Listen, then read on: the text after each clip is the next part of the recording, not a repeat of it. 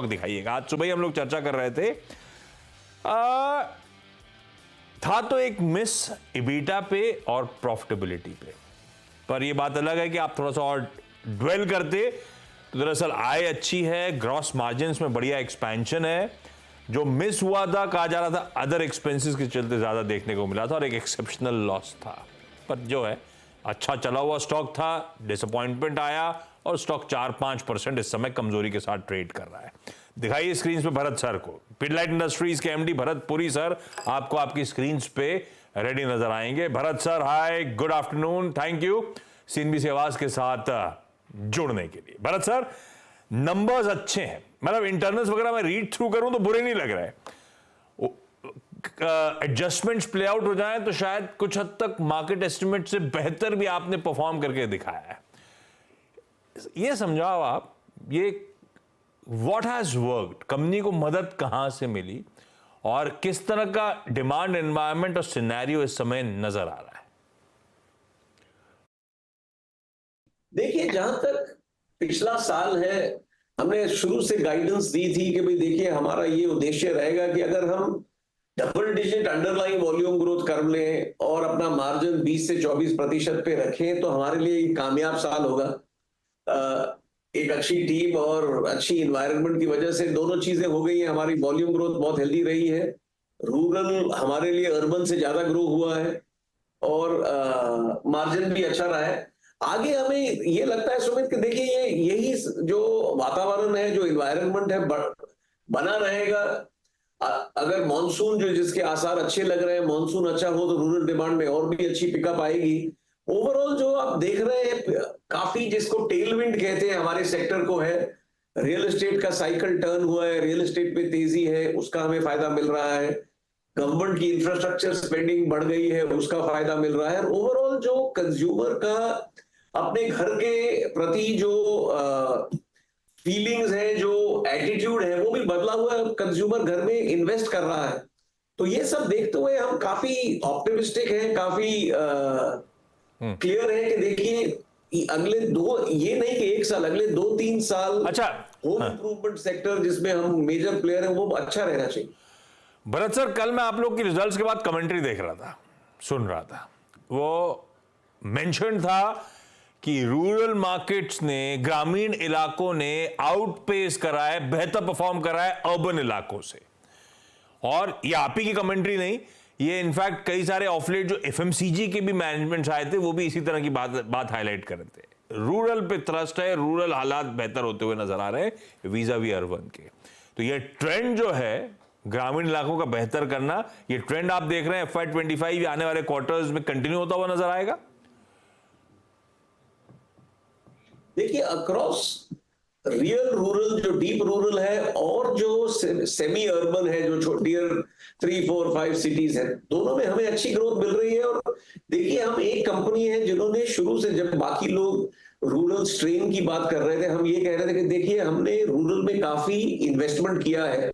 अगर आप सिंपली देखिए, हमारा इनिशिएटिव है पिडिलाइट की दुनिया, जो छोटी दुकानें हैं, जो गांव 10 और 15, 5 और 10 हजार की पॉपुलेशन के हैं, आज हमारे 13,000 पिडिलाइट की दुनिया इंडिया में है। हमारे जो विलेजेस हैं, एक साल में हमने तकरीबन 45,000 नए डिस्ट्रीब्यूशन पॉइंट शुरू किए हैं। तो ओवरऑल हमने रूरल में रेगुलरली इन्वेस्ट किया और इसलिए हमें रूरल में अच्छा फायदा और अच्छी ग्रोथ मिल रही है और हमें लगता है अभी भी रनवे बहुत है। अच्छा, मैंने जब कहा नंबर्स अच्छे थे तो मैं एक्चुअली इबीटा में तो फ्रंट पे डिसअपॉइंटमेंट था, वो अच्छा लगा मुझे। ग्रॉस मार्जिन्स साल दर साल 660 बेसिस पॉइंट्स का इंप्रूवमेंट और even Q on Q 50 basis points gross margins expand करके दिए। ये जो ग्रॉस मार्जिन्स में एक्सपेंशन देखने को मिल रहा है, भरत सर क्या रीजन है? क्या रॉ मटेरियल, कच्चे माल की कीमतें गिर रही हैं, उसका फायदा मिल रहा है, या बेहतर प्रोडक्ट मिक्स है जो आपके फेवर में जा रहा है, जिसके चलते ग्रॉस मार्जिन्स एक्सपैंड हो रहे हैं? देखिए, दोनों चीजें हो रही हैं। एक तो ये है कि जो इनपुट कॉस्ट्स हैं ओवरऑल मॉडरेट हैं, और अगर कोई आगे जाके देखिए, आजकल ज्यादा हमें जो वरी है वो जियोपॉलिटिकल इवेंट्स की रहती है, हालांकि कोई इंटरनल इवेंट्स हो।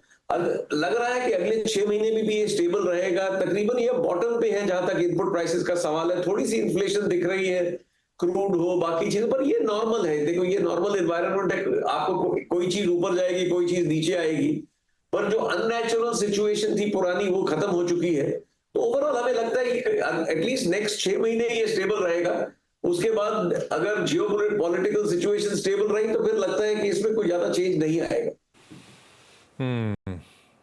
तो कमेंट्री तो बढ़िया लग रही है आपकी, आउटलुक को लेके कॉन्फिडेंस आप साउंड कर रहे हो। तो फिर FY25 कैसा पैन आउट होता हुआ नजर आएगा? गिवन कई लोग ये भी मानते हैं कि रियल एस्टेट से स्ट्रॉन्ग डिमांड का ट्रैक्शन कंटिन्यू होना है, आपको कैसा दिख रहा है FY25? देखिए जहां तक एक्सटर्नल एनवायरनमेंट है, एक अच्छा मानसून, और जो रियल एस्टेट सेक्टर में तेजी है वो बनी रहेगी। देखिए अगर रियल एस्टेट सेक्टर पिछले 2 साल से तेज है, हमें इस साल और अगले साल से उसका ज्यादा फायदा मिलेगा, क्योंकि जब घर बनता है ज्यादातर हमारे प्रोडक्ट्स तब यूज होते हैं जब घर कंप्लीट होने पे आता है। तो ये जो रियल एस्टेट में अपसर्ज है, हमें दूसरे, तीसरे और चौथे साल में ज्यादा फायदा मिलता है, तो उसका डेफिनेटली फायदा मिलेगा। इंफ्रास्ट्रक्चर पे जो फोकस है उसका फायदा मिलेगा। तो एक्सटर्नली काफी सिचुएशन अच्छी है। इंटरनली देखिए सुमित, हमारा सिंपल ये है कि देखिए हम आगे के लिए, भविष्य के लिए एक स्ट्रॉन्ग कंपनी बनाते रहें। इस साल में हमने 10 नए प्लांट लगाए हैं, अगले साल 6 और नए प्लांट हम लगाएंगे, तो पूरी तरह फ्यूचर के लिए तैयार हैं।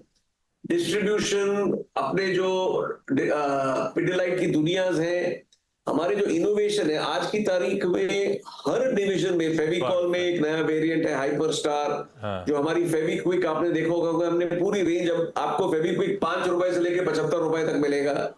जो हमारी आर्ट मटेरियल्स डिवीजन है, वहां आप देखेंगे ग्लू ड्रॉप्स, हर जगह पिडिलाइट इनोवेशन के लिए मानी जाती है। और आई एग्री, ठीक है। तो आप मतलब बेसिकली FY25 के लिए कॉन्फिडेंट। नंबर्स के बाद आज थोड़ा सा डिसअपॉइंटमेंट इसीलिए भी होगा क्योंकि स्टॉक ने बहुत अच्छा आउट परफॉर्म करा है। इसके पीयर्स में हम किसको गिनते हैं? कोई एशियन पेंट, बाकी पेंट कंपनीज, वो सब तो सल्क कर रही हैं कॉम्पिटिटिव इंटेंसिटी के बीच। इस स्टॉक ने बेहतर करा था, तो रूम फॉर डिसअपॉइंटमेंट कम था।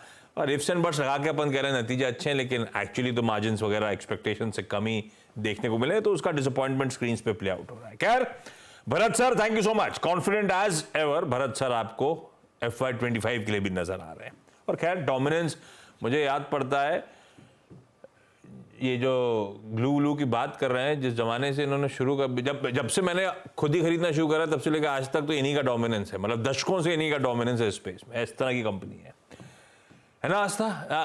लॉन्ग टर्म टारगेट्स क्या है आप लोग के हेम पे? हेम पे मतलब हेम के पिडिलाइट पे?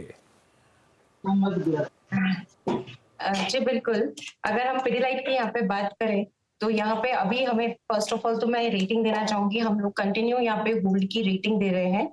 और जहां तक आपने लॉन्ग टर्म टारगेट्स की बात करी है, तो लॉन्ग टर्म में हमको ऐसा लगता है कि आगे जाते हुए जो टारगेट्स इमीडिएट लेवल पे हमको देखने को मिलेंगे इनिशियली 3200 तक के।